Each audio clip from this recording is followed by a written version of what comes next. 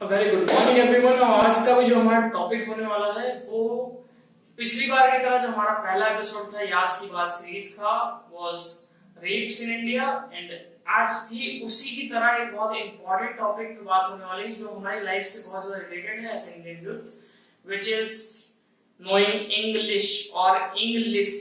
ठीक है, सो अभी इसके पॉजिटिव नेगेटिव दोनों पे बात करने वाले हैं और लास्ट में एक मैसेज है which is very important if you are watching this video, and उस मैसेज के लिए ही वीडियो बना रहा हूं मैं। So first thing is कि पॉजिटिव से स्टार्ट करेंगे हम। तो पहला पॉजिटिव इसका जो है that is आपका कॉन्फिडेंस। एज ए लैंग्वेज एक आपको एक्स्ट्रा लैंग्वेज आती है, सो आपका एक कॉन्फिडेंस बूस्ट होता है कि आपका कम्युनिकेशन स्किल्स पे आपको ज्यादा ट्रस्ट होता है कि मेरी कम्युनिकेशन स्किल्स अच्छी है, मैं कहीं भी कम्युनिकेट कर सकता हूँ किसी भी लिंगुअल पर्सन के साथ अगर वो आपके कंफर्ट लैंग्वेजेस में है। बिकॉज एक प्लस है, बस ऐसा नहीं फिर फ्रेंच और जर्मन और फिर अलग चीजें, बट आप एक प्लस लेके चलते हो कि नॉर्मल लोगों से मुझे एक प्लस आता है मेरे आसपास के लोगों से। सेकेंड थिंग जो ये हमको देती है which is curiosity level. Curiosity level कैसे इंक्रीज होता है उसका एक सिंपल मेथड आपको बता दूं। बिकॉज आप इंग्लिश अगर सीखते हो एज एन इंडियन तो आपकी मदर लैंग्वेज इंग्लिश नहीं है। साउथ इंडियंस की बात अलग है, but as a North Indian आपकी मदर लैंग्वेज इंग्लिश नहीं है। सो आप अपने कंफर्ट जोन से बाहर जाते हो एक ऐसी लैंग्वेज को सीखने के लिए। आप फिर कंफर्ट जोन से बाहर गए तो अब आपका दिमाग आपका कॉन्फिडेंस बूस्ट करेगा और उसकी वजह से आप और चीजों में भी बाकी चीजों में भी अपने कंफर्ट जोन से बाहर जाओगे और नई चीजें एक्सप्लोर करोगे, व्हिच इज मीनिंग दैट कि आपका क्यूरियोसिटी लेवल बढ़ जाएगा चीजों को लेके, एंड एक अपने आप पे ट्रस्ट भी बढ़ेगा that I can do something. Negatives पे आ जाते हैं। पॉजिटिव तो मेरे हिसाब से दो ही हैं, और भी हैं, ऐसा नहीं है, ज्यादा लंबी हो जाएगी वीडियो। नेगेटिव्स पे आते हैं। पहला नेगेटिव परसेप्शन। इंडिया के हिसाब से सबसे पहला नेगेटिव है परसेप्शन, बिकॉज इंग्लिश हमारी रीजनल लैंग्वेज नहीं है।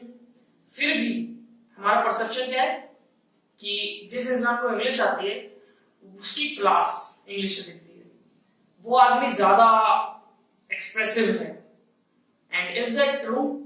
मेरे हिसाब से कोई मीनिंग पे ट्रू नहीं हो पाएगा, बिकॉज आपके एक्सप्रेशंस, आपकी वर्सेटैलिटी, आपका जो कॉन्फिडेंस है वो आपकी लैंग्वेज से नहीं आता।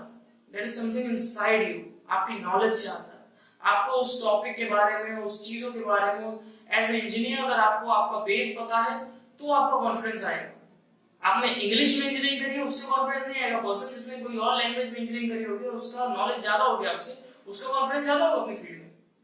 बेसिक एग्जांपल, ठीक है। तो ये कोई मीनिंग नहीं है कि जो बंदे को इंग्लिश आती है उसका ज्यादा नॉलेज है, उसके पास है ज्यादा, उसकी क्लास ऊपर है। एक्सपेक्ट फ्रॉम द पर्सन जिसको नहीं आती। Second, bullying, and this is the most important message जो मैं देना चाह रहा था। बुलिंग, जिसके ऊपर अभी भी मुझे कुछ बातें आई हैं सुनने में, एंड बुलिंग बहुत कॉमन है इंडिया में, हर चीज में करी जाती है, मोस्टली हर चीज में, और इस चीज में कुछ ज्यादा ही गलत है। आगे भी जाके हमारी सीरीज में कुछ और बुलिंग के ऊपर हम बात करने वाले हैं, बट इस बार इंग्लिश के बारे में बुलिंग होना is very bad, because English ना आना इज नॉट अ क्राइम। ठीक है, आपको नहीं आती पर उसकी प्रॉब्लम क्या है? आप इंडिया में हो, आप इजीली सर्वाइव कर सकते हो, इजीली कम्युनिकेट कर सकते हो, बिकॉज यहाँ ऐसा नहीं है कि अगर आपको इंग्लिश नहीं आती कि आप सर्वाइव नहीं कर सकते। आप कोई और कंट्री में हो, एक वेस्टर्न कंट्री में हो, तो बात अलग है कि आप सर्वाइव ही नहीं कर पाओगे वहां पे, बिकॉज आप नॉर्मल बेसिक चीजें भी नहीं खरीद पाओगे अगर आपको एक कम्युनिकेशन लैंग्वेज नहीं आती, वहां की बेसिक कम्युनिकेशन लैंग्वेज। यहाँ ऐसा नहीं है, यहाँ आपको बेसिक आती है, एक एडवांस लैंग्वेज है जो आपको नहीं आती, और उसकी वजह से आपको सोशली इतना ज्यादा डिस्क्लूड कर दिया जाता है, एक्सक्लूड कर दिया जाता है कि आपसे लोग आपके साथ घूमना नहीं पसंद करते, लोग आपके साथ हैंग आउट पसंद नहीं करते, आपको अपने ग्रुप में रखना पसंद नहीं करते, आपको अलग से ट्रीट करते हैं एज देसी पर्सन। एंड उसी के ऊपर फिर लोगों की बुलिंग होती है, मजाक उड़ाया जाता है कि एक स्पेसिफिक लैंग्वेज आपको नहीं आती। एंड मैंने तो इसके काफी एग्जांपल सुने हैं कि मैं खुद भी स्पीचेस में हिंदी बोलता हूँ, and I am good with that. मुझे इंग्लिश भी आती है, मुझे हिंदी भी आती है, फिर भी मैं हिंदी प्रेफर करता हूँ, बिकॉज इंडिया में as a regional language, as a language to communicate, Hindi is better because लोगों को समझ में आती है।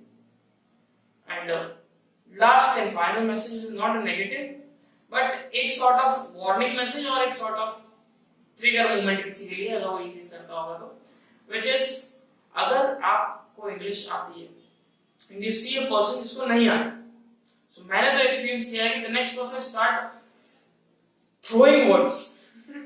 Actually, he's not figuring that in grammar. He's just throwing his vocabulary.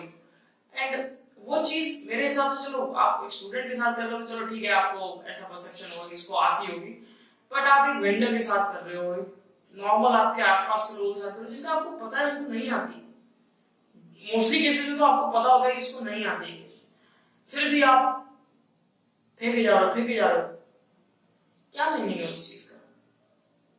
वो लैंग्वेज है, it's just a medium to communicate, show off करने की चीज नहीं है वो। Stop showing off as English, English show off करने की चीज नहीं है, अभी करके चले गए थे अंग्रेज आए थे, वो अपने गोरेपन शो ऑफ करते थे इंग्लिश का, हो गया, खत्म हो गया, इंडिपेंडेंट हो गए हम लोग, वापस से खींच के वहां मत ले जाओ, तो इंग्लिश का शो ऑफ करना बंद करो।